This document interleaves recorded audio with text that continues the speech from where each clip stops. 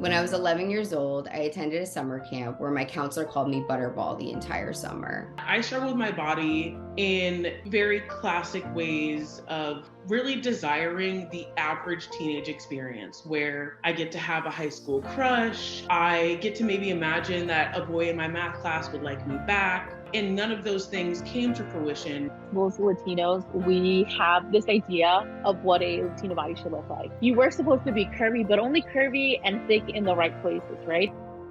Now, as a photojournalist, I strive to tell the stories of fat joy and simply existing in your body. And there's been ups and downs, but right now I can say that I'm truly happy with who I am, what I represent, and what I can provide to other people that look like me. After over 2 decades of being at war with my body, I have finally found peace in my body, and we have come to a mutual agreement to care for and love each other, and that feels like freedom.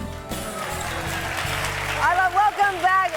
Author Chrissy King is with us today. She's ignited a really good conversation about toxic dieting culture with her new book. It's called The Body Liberation Project. We're also joined by Jackie Molloy, Kendra Austin, and Jessica Torres, who say that after struggling with body image throughout their lives, they are ready to share what's brought them to a place of joy. And I know, Chrissy, that's a big part of what you talk about.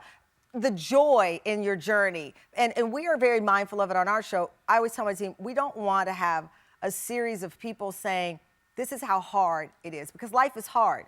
But how did you get past it? That's a big part of the story. And Jessica, I'm so struck by your story. You're 32 now, living the dream. You're covering fashion, which we could tell by the looks. You cover travel from a plus size perspective. But until 10 years ago, you never posted a full body picture of yourself. No, not at all. I lived... Well, you're working it in these pictures now. I love that video of me. Look at you. So, ma'am! Oh my God. That's great. Wait, look at you. Okay, listen, it's the role for me. All this here. 10 years ago, you wouldn't have done that. No, not at all. I was someone who wanted to blend in with the wall. Like, I was the classmate that was in the back because I didn't want anyone to see back rolls, to see my arms or anything like that. So I didn't live life. I wasn't really living the experience. I was just going by and pretending to be part of the wall. And it wasn't until I realized that I missed prom because I was like, you know what? That's not for me. Someone who looks like me won't or shouldn't be there. That's what I thought. That's what we've all been, taught to believe. And then I was like, I can't afford it anymore. Like mentally, physically, to not be part of my own life and not make the decisions for myself rather than listening. I love it. Much like what Chrissy talked about with childhood, some of this came from childhood, family, and doctors. Doctors. Absolutely. So I have a younger sister who's thinner, but they thought we were twins because we were really close in age, and we would both walk in, and they would automatically, without even looking at blood or anything, diagnose me and be like, oh, she's like really in bad condition, blood would come back and everything was fine. You know what I mean? They're like, oh, okay, so I guess you're not gonna die. You're not gonna die from being fat, which was like constantly what we're told. So you start believing it. Right, so what you're saying is as a kid you go in, the doctors would see your weight and say, she's unhealthy. The blood work would come back that nothing was wrong. Nothing was wrong, right. But they still had a view of you being an unhealthy child, and you were hearing this a lot. Jackie, you had that story about being at camp. I think camps are great, but I only went to camp for 2 days because that happens. You get bullied in camp. And I called my father and said, come and get me. You had that classic childhood experience of going to camp and hearing hurtful words about yourself. And that impacted, of course, how you saw yourself. Yeah, it really did. And, I was called Butterball by one of my counselors. And I think at the time I thought, I didn't actually know it was offensive. I kind of thought it was like endearing and funny and something to do with like my personality.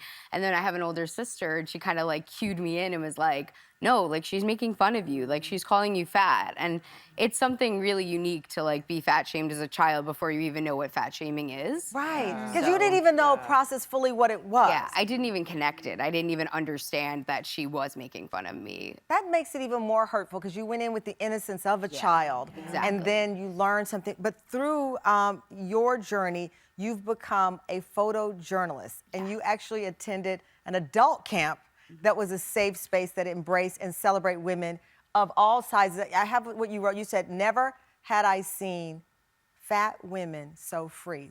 Those were, and I was a little hesitant to read that. That's your word. Yeah, it was such a remarkable experience.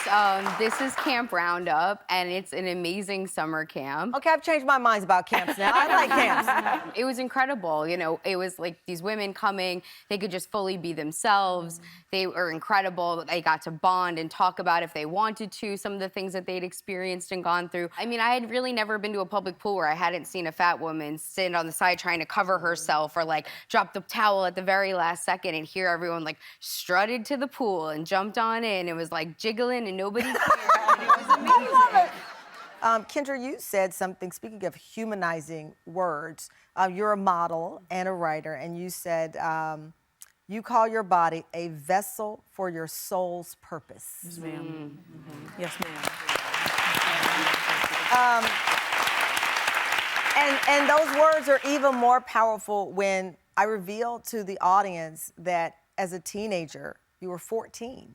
You were taken to Mexico to have a gastric band surgery. Yes. By the time I was a teenager, I probably had my first diet pill by the age of 7. I had been on many diets by the time I was probably 10 and 11. I have very distinct memories, similar to Chrissy, of like journaling about how I envisioned my life when I was thin. By the time I was a teenager, I'd already internalized, like so many women, particularly I think raised in Western society in America, like that my body was an accessory that was going to grant me the privilege of being loved. Right? And it was a status symbol. It was something that would grant me the love of my life, the job that I imagined, the power and influence I believed that I was capable of, because I did believe I was capable of that. I believed that I was like intended to affect change and to transform people's lives. And I thought the only way that I would be granted the space to do that is if I were smaller and claimed less space. So you had these big dreams of impacting the world and helping other people, and your idea is, I can do this, but only if I'm thin. I'm thin, right. And of course, like, so much of that is built by the fact that like my mother and her mother and the women around me and before me were all like raised in this like 80s diet culture of like Denise Austin videos and Billy Blanks and like literal cottage cheese being something that we thought was delicious, right? I'm so struck by this because you bring up the 80s when I was a teenager. And Chrissy, the whole point of this show was to talk about this reemergence of the toxic diet culture. Again, I refrain from judging people. I don't know anybody's journey other than my own. But you do have folks who are taking the modern magic pill, which is a drug meant for people with diabetes, and it's the new magic bullet for losing weight. I mean, the reality is that we could spend the rest of our lives looking for the magic bullet, right? Or looking for the thing, because as Kendra already stated, this idea that when I'm in my thinner body, then all the beautiful things are gonna happen, right? We've been sold this lie that life begins on the other side of fat loss, right? I'll find the partner of my dreams, I'll have the job of my dreams, I'll have the life of I'll be beautiful, like all these things we have been told are on the other side, and that's simply not true. And speaking of Ozempic and all of the diet industry is a $72+ billion industry for a reason, right? That's the truth. Coming up, more from Chrissy's brand new book on combating toxic diet culture, how she says body liberation can improve your dating life. Next. It's true. Today, I am 27 years old and I love my body. I love every place that my body has taken me. I love everything that my body sees and witnesses and experiences. My relationship with my body and my body image has definitely strengthened and gotten better throughout my recovery journey. What gives me hope is the voices that I hear now being amplified, that there's room for other body types, and to really embrace that we have worth well beyond our bodies and what they look like. How radical would it be if we just loved ourselves? That's what body liberation tells me. Body liberation is taking back essentially what belongs to me, my birthright, and that is to come home to my body and to trust her.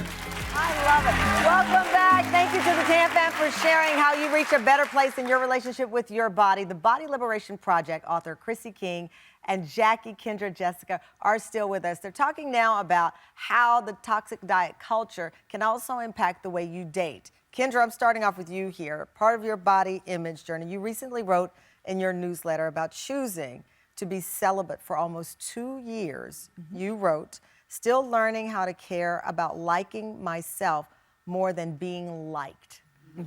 How does that intersect with dieting and body and what we're discussing for you?